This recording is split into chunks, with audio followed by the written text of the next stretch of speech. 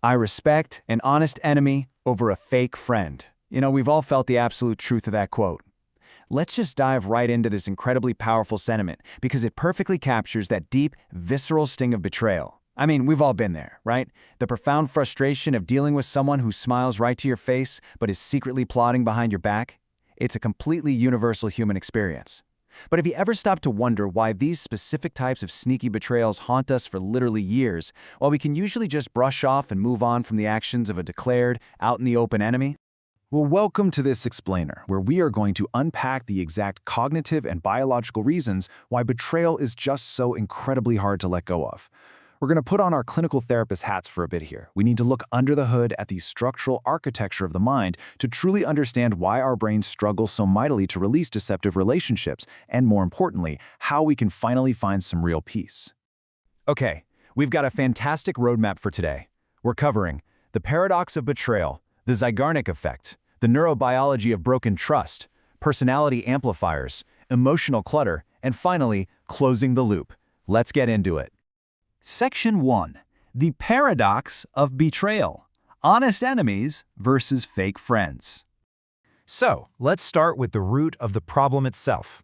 We need to examine why our brains process different types of social threats in completely different ways. You see, evolutionary biology has wired us to strictly categorize the people around us just to ensure our survival. And this comparison perfectly illustrates the core issue. We can easily archive a declared enemy, but a fake friend? They create this weird liminal space of deceptive affection that our minds simply cannot resolve. Think about it. With an honest enemy, your brain says, okay, threat identified, defenses up. Boom, it's a completed task. You have narrative closure. But a fake friend offers this totally false pretense of equality. So your brain gets caught right in the middle between their overt politeness and their covert hostility. It creates a massive state of perpetual unfinished business. Moving right along to Section 2, the Zeigarnik Effect, the mind's open loops. Now, what's genuinely fascinating about this next concept is how perfectly it explains that maddening mental restlessness you feel after a deceptive interaction. Why on earth do you replay that backhanded compliment from a frenemy over and over while you're just trying to fall asleep? Well, it comes down to the Zeigarnik Effect. Discovered back in the 1920s by Bluma Zeigarnik, she was actually observing waiters recalling unpaid bills at a diner. This principle proves that the human mind absolutely hates open loops. It's the exact reason you can remember some embarrassing thing you said 5 years ago with terrifying clarity, but you completely forget where you put your car keys this morning. If a task isn't finished, your brain keeps it hyper-accessible in your active memory workspace. So, deceptive friendships literally act as unsettled psychological bills, because a fake friend's true hostility is never fully reconciled with their outward fake politeness. Your brain basically treats the whole relationship as an unresolved math problem. It keeps you hyper-vigilant. You're constantly scanning, searching for cues of betrayal to close that loop that the fake friend refuses to acknowledge. Section 3. Neurobiology of broken trust, the physical toll. And here is where things get really serious. The crucial point here is that this cognitive tension, it isn't just in your head, it has a highly measurable physical impact on your body. When we say an ambivalent relationship is toxic, we literally mean it on a cellular level. Looking at Julianne Holt-Lundstad's research, we see that the unpredictable back and forth of an ambivalent tie acts as a severe chronic stressor. It's literally shortening your telomeres and spiking your blood pressure. Because you never know if you're going to get the supportive friend or the toxic betrayer on any given day, your nervous system just stays perpetually mobilized. It's like that sudden stomach drop feeling when you're waiting for bad news, but all the time. Your body simply refuses to forget because it's working overtime to protect you. To ensure our survival, the brain's structural architecture kicks into high gear. It uses intense cognitive load and emotional labor to process this gross mismatch between overt care and internal disdain. Evolution actually gave us what's called a cheater detection module to root out threats to the tribe. When you interact with a fake friend, neurobiological tracking shows a huge spike in medial frontal negativity. Essentially, that is your brain's internal fire alarm blaring at top volume. Your brain is desperately trying to manage the conflict between what it automatically knows to be true and the deceptive reality you're currently dealing with. Which brings us to Section 4, Personality Amplifiers, the Role of Neuroticism. Let's look at a super interesting study by Lee and Sellert. They wanted to see how our individual personality traits can severely amplify this betrayal trauma, because actually, not everyone processes a broken lip the exact same way.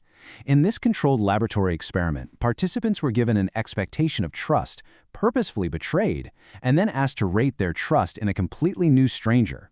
The researchers really wanted to see if the emotional sting of betrayal would contagiously bleed into how they viewed someone who hadn't even done anything wrong to them yet. Now, take a look at the data here, specifically that dramatic drop on the right side. This perfectly illustrates that individuals with high neuroticism experience a massive drop in trust ratings right after a betrayal. Those who score high in neuroticism, meaning they're naturally more vulnerable to emotional instability and negative stimuli, they basically just shut down their willingness to trust anyone else after a fake friend burns them. It's a complete system override. When highly neurotic individuals experience these intense negative emotions, they are far more likely to believe they simply cannot control the feelings, and that severely hinders their ability to ever trust again. They experience profound disappointment, anger at the sheer unfairness of it, and this really deep shame from being exploited. Because they feel they can't regulate these negative emotions, they just defer future trust decisions entirely. It's a protective mechanism. Section 5. Emotional clutter, the invisible relationship killer. Okay, so let's step out of the laboratory for a second and look at how this data translates right into the living room of your present-day relationships. When you carry the open loops of past betrayals or those awful pity friendships, it creates a dense mental noise. It exhausts you, and it prevents genuine vulnerability with your current partner. Guys, this is the Zeigarnik Effect actively destroying your present. If you haven't closed the loop on a past deceptive friendship, you are dragging that cheater detection hypervigilance right into your safe, loving relationships. This clutter causes a complete fragmentation of your narrative self. You might find yourself having recurring, unresolved arguments with your spouse, or quietly building up resentment. You're chronically overthinking because you're interpreting their completely neutral actions through the traumatic lens of that past fake friend. You keep replaying old proxy narratives instead of being fully present, and that leads straight to deep emotional distance and total fatigue. Finally, Section 6, Closing the Loop, Actionable Steps for Healing. We have seen the biological and cognitive toll this takes, so now we absolutely must replace avoidance with resolution. How do we actually heal from this? Well, drawing from relationship psychology, there are 3 actionable paths you can take to close these open emotional loops once and for all.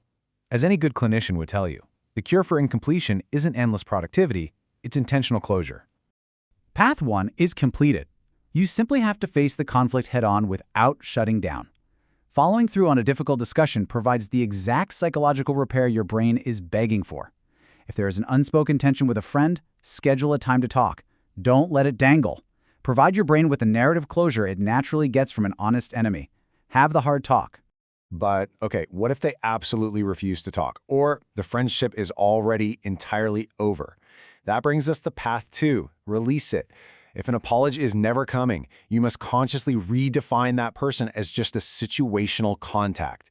That gives your brain permission to finally stop keeping score, and it brings your heart rate back down to baseline. Listen, you cannot force a fake friend to be genuine. Recognize that holding on to the expectation is the very thing keeping the Zeigarnik loop open.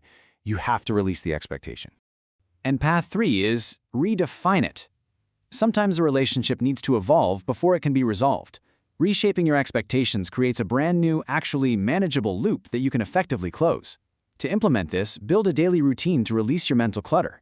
Seriously, try taking a 20-minute evening walk or spend just 5 minutes journaling to consciously dump the day's unresolved social anxieties right onto the paper. This signals to your brain that the workday's social loops are officially closed, allowing you to finally regain your inner peace.